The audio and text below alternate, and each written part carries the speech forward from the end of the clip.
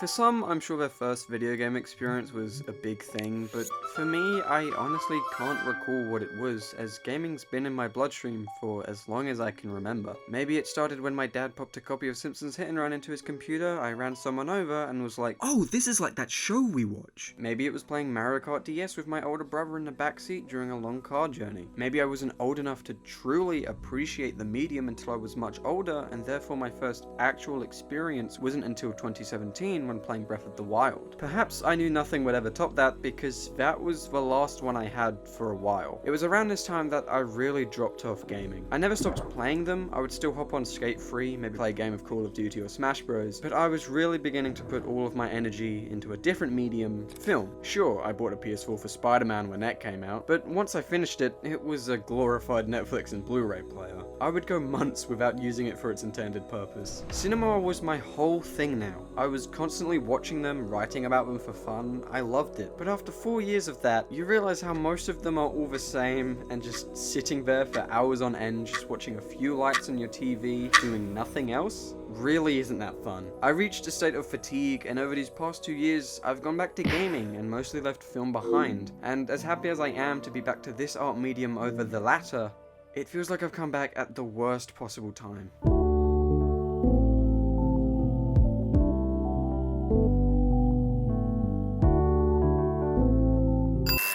What?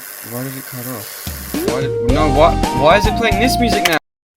June was always an amazing month to be into gaming. Even after I dropped off, I would still tune into the E3 press conferences each year. I honestly don't know how to describe it. There's this magic aura in the air during E3 season, which is unlike anything else. If there's anything gamers love, it's being fed advertisements and false promises we can moan about later on down the road. Seriously though, it's weird how much we love this event despite it literally being a wince-worthy way to make money. But it's a fun way to stay up to date and get excited about future games and or consoles, even if that preemptive happiness ends up leading to nothing. Sadly, E3 didn't go forward in 2020, but its absence wasn't really felt too much because, I mean, would you really notice someone snapping a twig when you're being stabbed? But it was back in 2021, although not entirely. This year's conference took place online for obvious reasons. What reason? Why? The smell.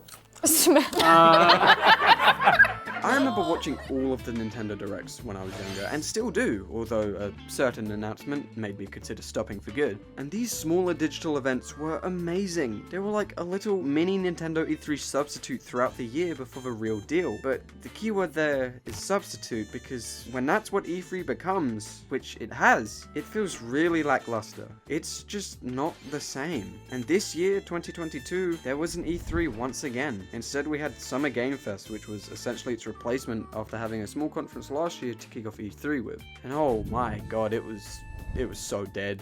I had to watch it with one of my favorite YouTubers, and it still wasn't that entertaining. They tried to find this middle ground between the E3 we know and love and the Nintendo approach, which is easily the worst format. It's still all digital, but every now and then you cut back to someone standing on a stage which looks like some ominous dark void with only a huge TV behind them, with no audience. The whole charm of E3 was the audience reactions and how they wouldn't let the presenters speak. He'll be featured in our fourth quarter story DLC named Dragonhold,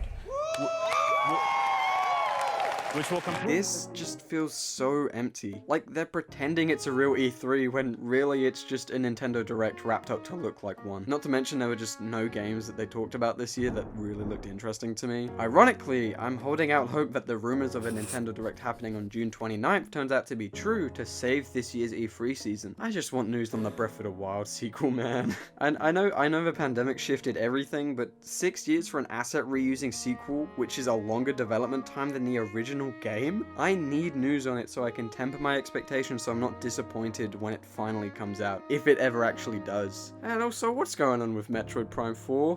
I don't think that's even a real game. But something I'm scared will never come is the E3 we once knew. I think this is it now. I think E3 is done, and this new boring Summer Game Fest is just what is going to happen now, which is such a shame. It's no shock all these companies like Sony are turning to Nintendo's approach for these conferences. It's cheaper. They don't have to pay for these expensive theaters and overly complicated displays and such. You can just do a YouTube live stream and make more profit, which is the ultimate goal of these companies. Which leads to my next main point. It cut off again, didn't it? What the fuck? Why does it keep doing that? Although the lack of E3 is what inspired me to make this video, this is my biggest concern at the moment. Standard editions of games on PS5 and Xbox Series now cost 70 fucking pounds. They pulled this same shit with the launch of PS4 and Xbox One, jacking up the prices to trick us into thinking that this is what game prices are now. But we stopped it, we moaned enough and they reverted it back, which is thankfully the only thing they ever listened to gamers for, considering the amount of queerphobic, racist and misogynist shit they spew. But now, companies are greedier than ever, which I did not realize that was possible. They're trying to push all digital consoles, and I know PC gaming went this way ages ago. I have an extensive Steam library to prove this, but I just don't see console gaming going that way. I don't think people are that dumb. Sure, it's more practical to have all your games digitally, because God forbid you spend 10 seconds doing this.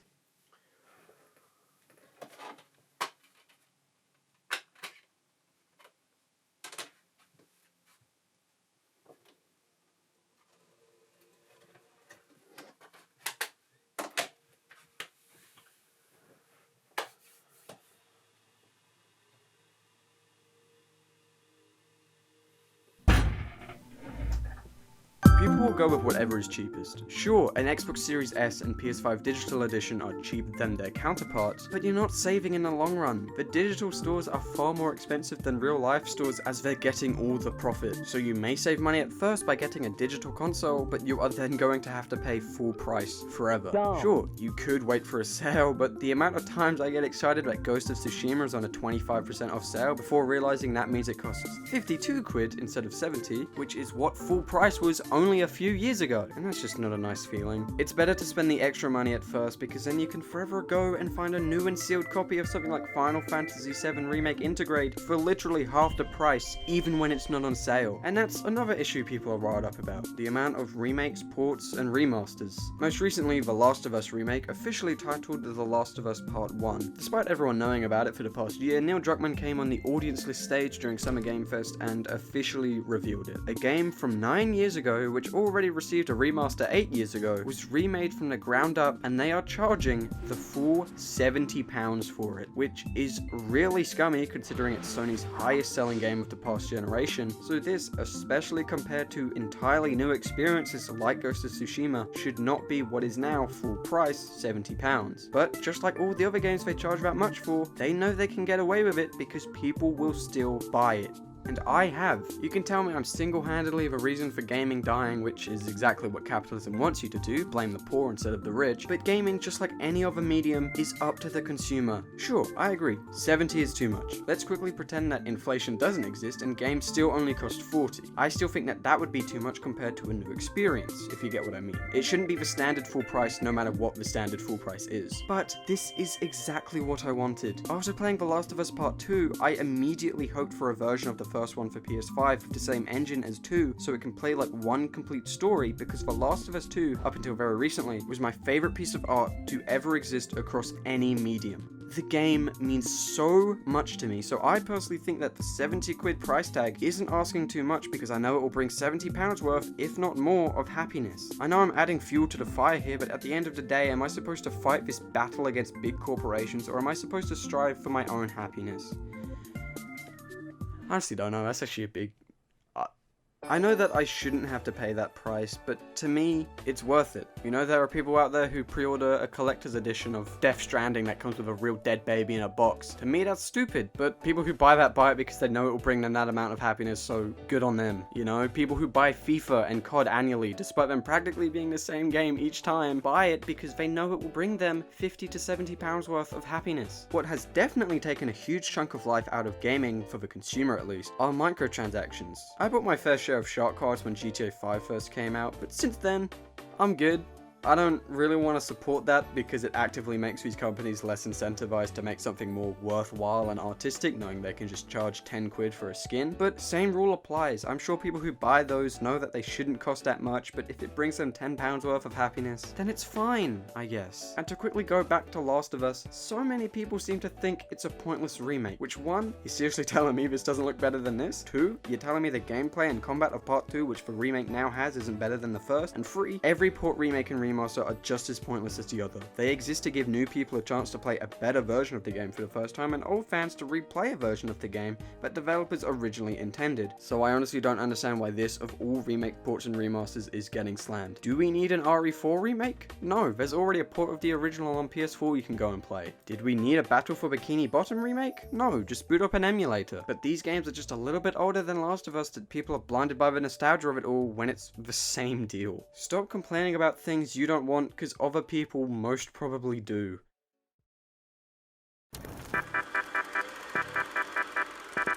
I've been wanting to make a video about how shitty Nintendo has become since the success of the Switch, and just how I think the Switch overall is a bad console, so I'll quickly touch on that. Like many other companies, they're reporting record-breaking profits, but they're becoming increasingly worse for the consumer. During the Wii U era, they were losing money, and still gave us a free first-party game with the purchase of Mario Kart 8, and loads of first-party games received massive price cuts. Now, they never put their games on sale.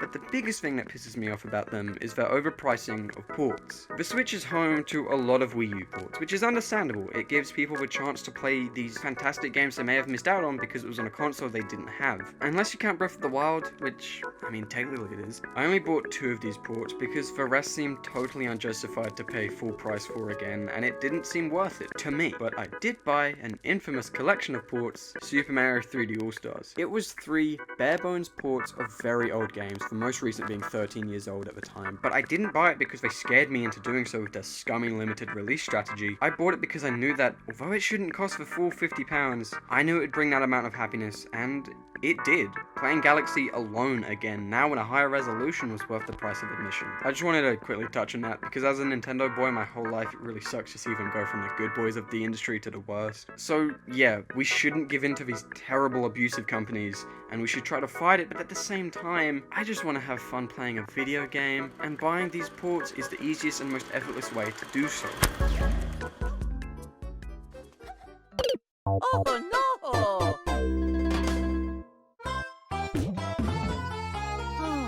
Mamma mia! I don't know, I just see so much hostility in the gaming community, and while some of it warranted, it's often directed at the wrong people. People have the insight to know if what they're buying is worth it to them. So although they may inadvertently cause the prices to remain this high by buying it, they just want to have fun. It's weird, other than like paintings, it seems like gaming is the only medium where people are consistently moaning about high prices. I never hear people moaning about new re-releases of old films coming to Blu-ray or something, and that's because, just like these ports of games, their main target audience is people who like it already and will buy it no matter what because they know it will make them happy. I bought this Spider-Verse Blu-ray Steelbook even though I already owned the 4K Blu-ray. Why? Because I just wanted it and knew that it would make me happy and the price seemed worth it to me. So if you're complaining about something being too expensive, yeah, it may actually be too expensive from any perspective, but to someone, it's totally worth it, and clearly that someone isn't you. Everyone is just striving for their own happiness, and I think we should just let them by buying an overpriced game if that's what will give them it. Stop making people feel guilty about the things they like. Maybe a part of me just made this video to rationalize my own guilt for spending £70 on a game I bought for 15 3 years ago. But I mainly made it to casually discuss some shortcomings of the industry that have been on my mind recently. So to answer the title of the video, no, gaming is not dying, and it never will. There's just this thing called capitalism, which due to some crazy real-world events, more people seem to be aware of how BS the system is and how it affects gaming, just like every other medium. But if I'm being totally honest, gaming died March 30th, 2017 when they shut down Club Penguin. Life's a game, a chance for every break you get. You leave another one.